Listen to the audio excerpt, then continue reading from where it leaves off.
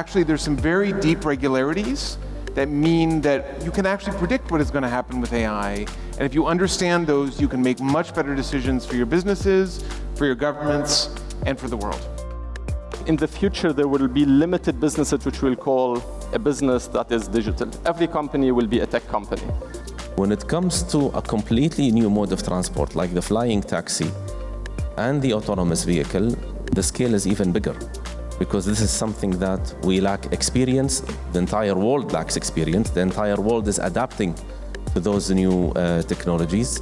What we usually do is we create test benches and also something that we call sandboxes.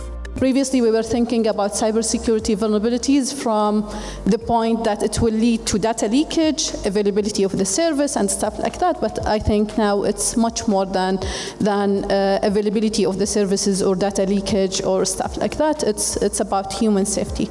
I believe that localized action models are what is going to take precedent in the next few years. A macro situation that we live right now, this ability to adopt change and become these change champions is critical for success of any organization. The starting point, I would say, is it's beyond physical and digital. We are morphing toward a phygital experience, what we're saying, for our customers and consumers. AI can improve the human decision making per se. However, interestingly, this improvement is higher for junior or the bottom level of expertise. Tend to find that the potential is there to say, oh, it's the latest thing on the hype cycle, let's just AI everything, but it doesn't necessarily always need it. Today, I think UAE is one of the countries who already has the AI ethics, has the AI policies, the adoption of the AI in multiple aspects.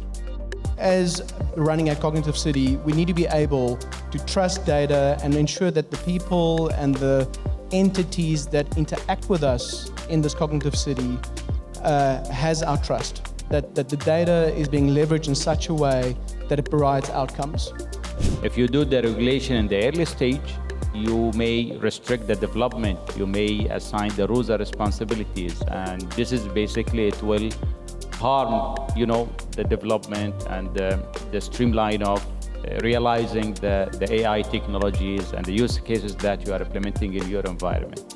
We think it's very important. At the very least, there needs to be controls in place. There needs to be a conversation about how to control the use of AI for the benefit of everyone. There's an activity right now going across all the Gulf countries to see how we can harmonize both data and AI.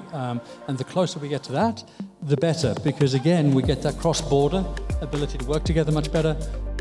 For enterprise, actually, large language models alone are really not enough.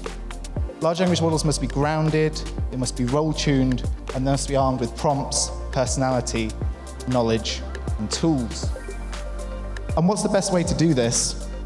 As far as I'm concerned, the best way to do this is with a concept called AI agents. That's the most disruptive form, is to give more control to the end user and make them have a stronger voice, whether it's through the use of tokenization, through the use of everything that blockchain has to offer.